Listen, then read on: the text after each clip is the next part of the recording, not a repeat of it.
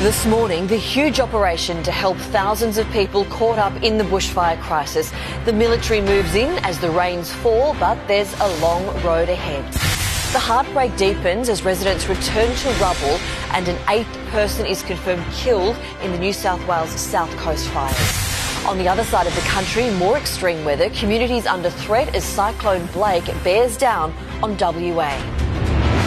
This is 7 News with Angie Asimus. Good morning. A 3,000-strong contingent of Defence Force personnel are out in force helping bushfire-ravaged towns in New South Wales and Victoria.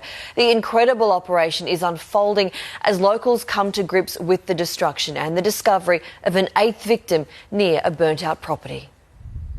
It's the biggest homeland response by Defence since Cyclone Tracy. The Navy, part of an enormous effort to provide support to communities caught in the bushfire crisis. Has the Navy been involved in a mass evacuation due to fires in Australia, as far as you know, in the past? Well, no. As far as I know, in the past it hasn't happened. This has never happened? I don't think so.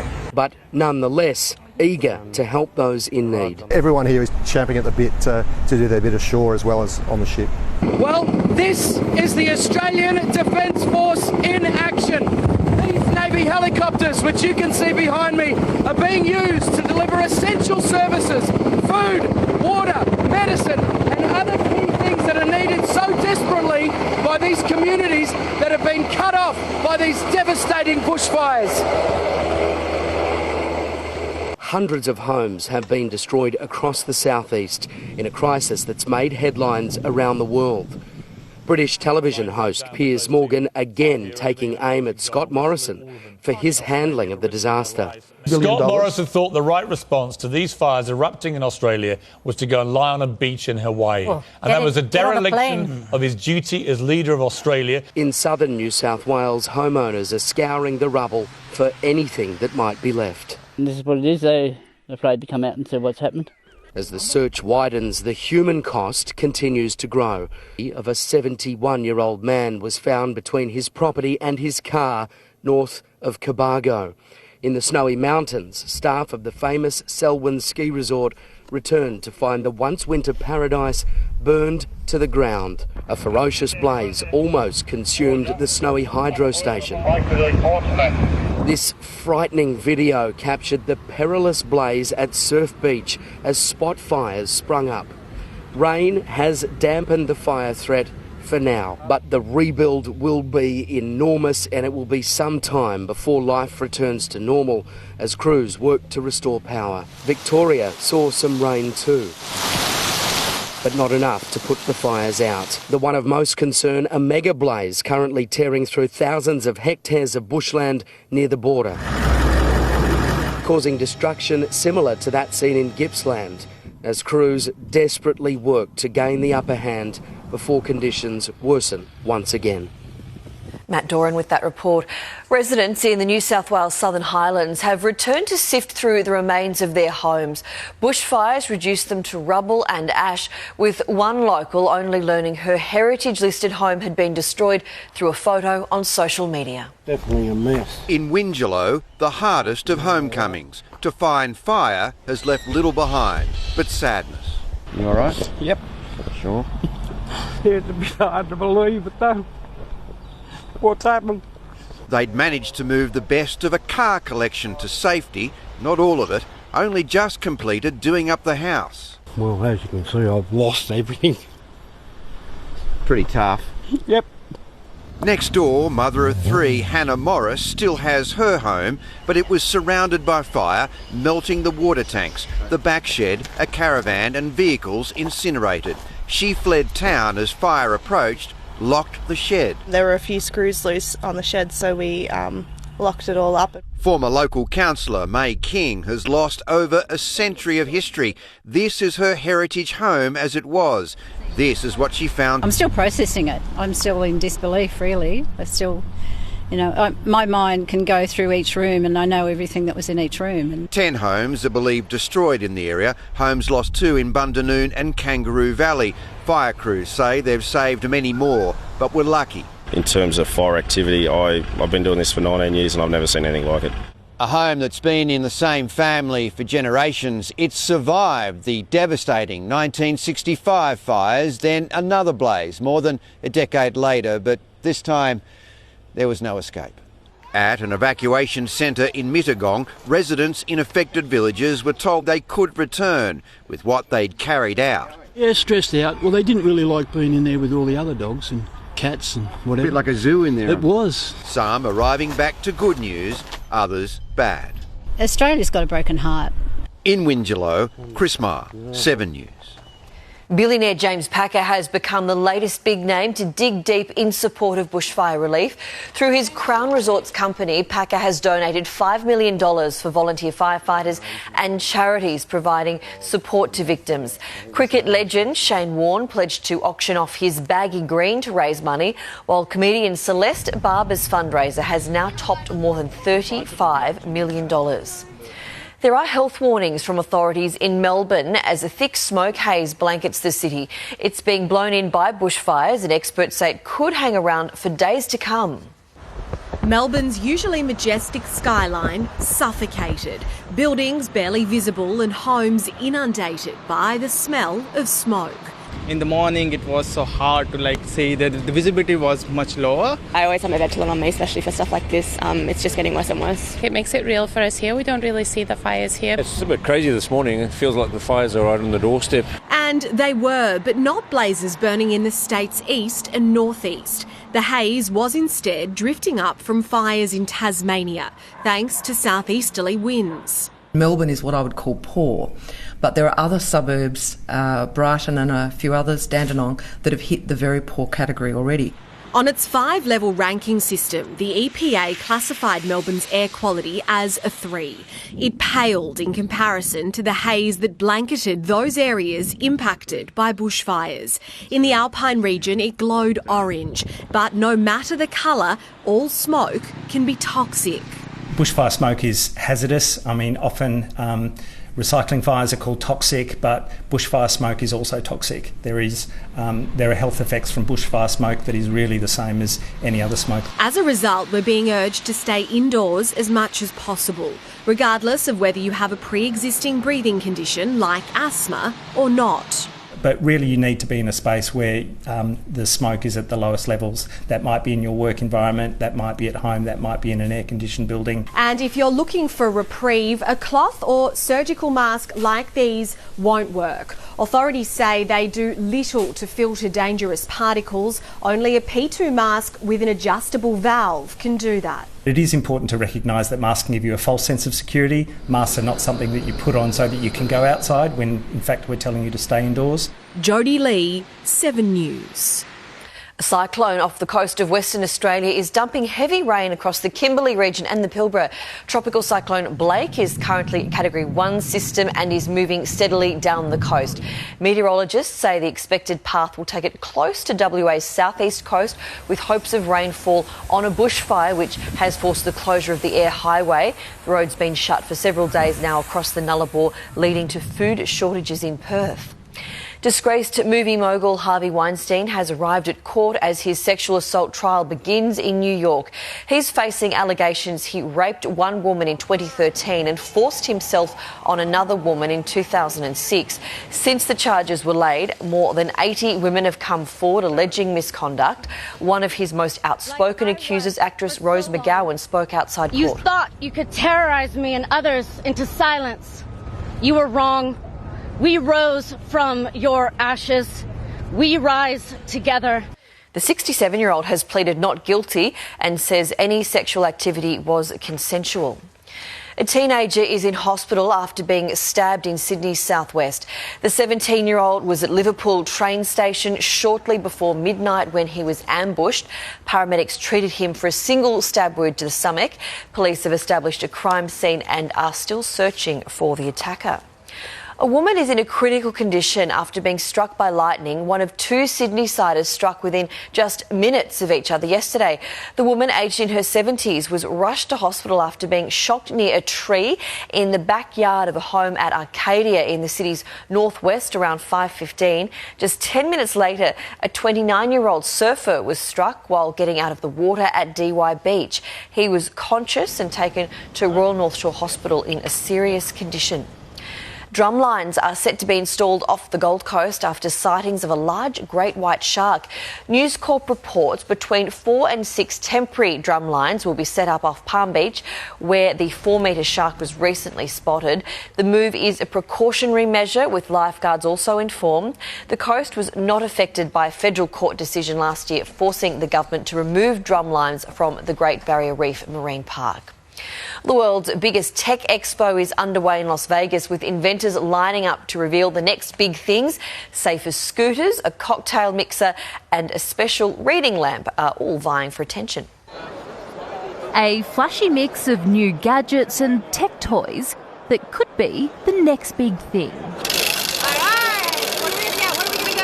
Unveiled is a sneak peek ahead of the Consumer Electronics Show in Las Vegas, an annual tech feast showing the latest in technology.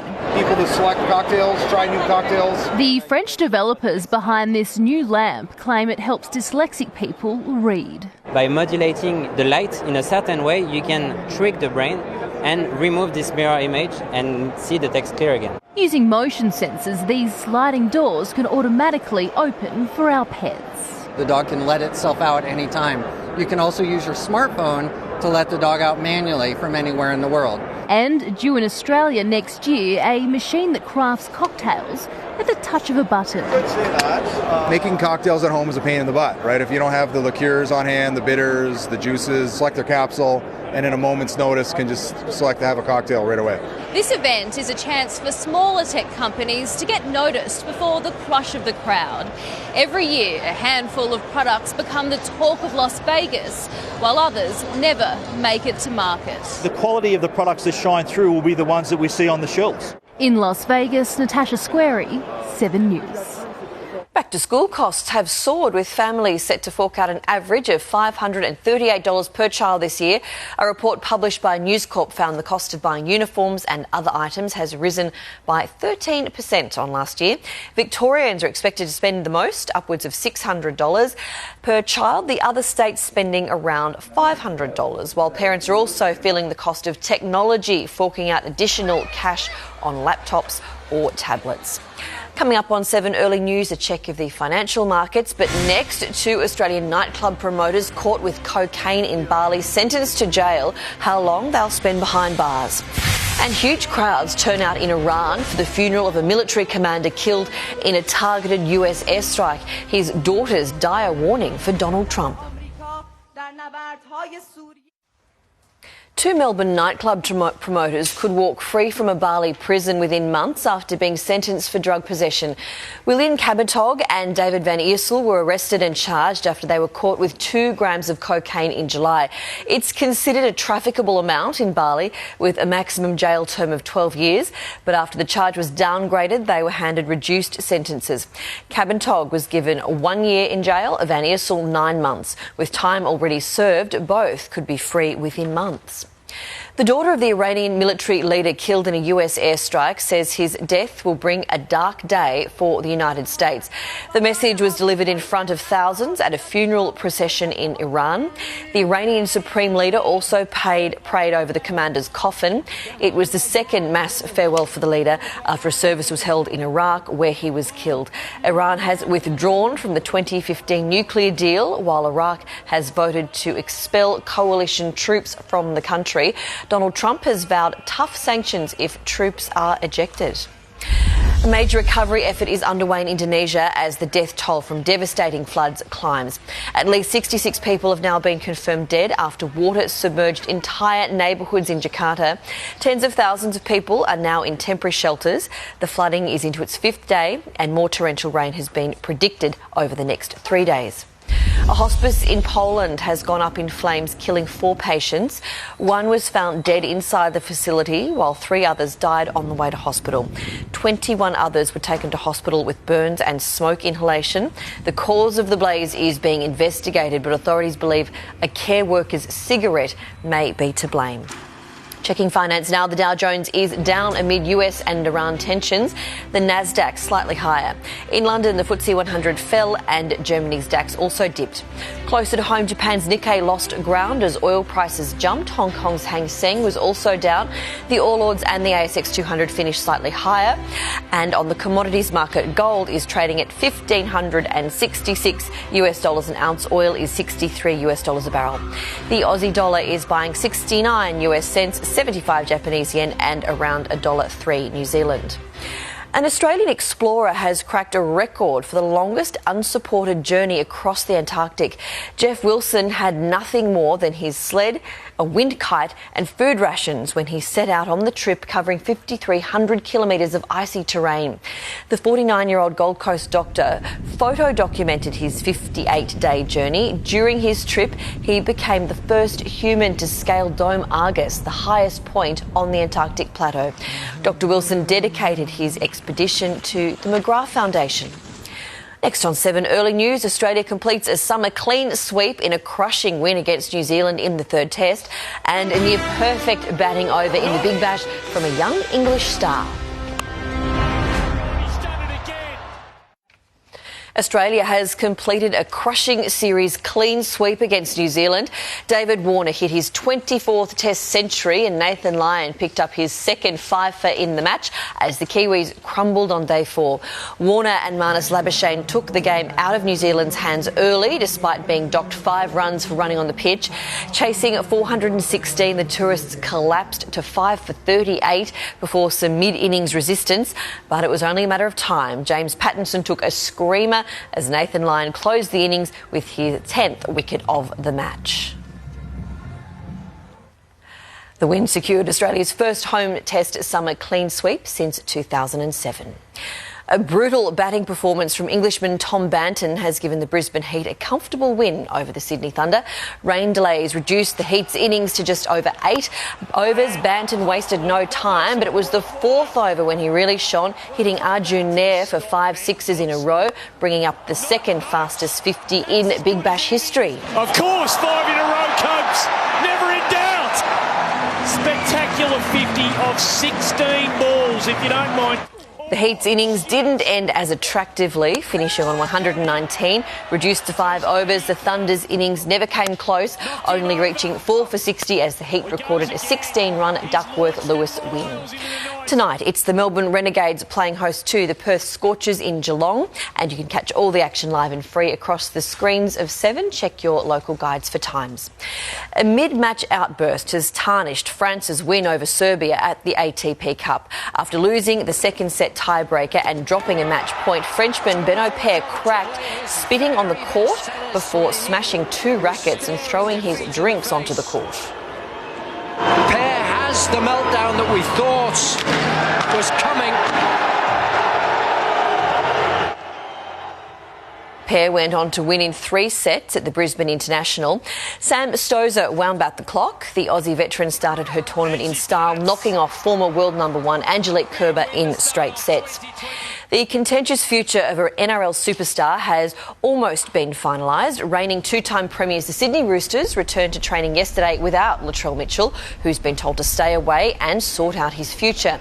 7 News understands the Star Centre will sign a 1-year deal with the South Sydney Rabbitohs as early as this week, in a move that will see Alex Johnston join the West's Tigers. Souths have also confirmed Gold Coast Titan Jai Arrow will join the club for 2021 season on a 4-year contract.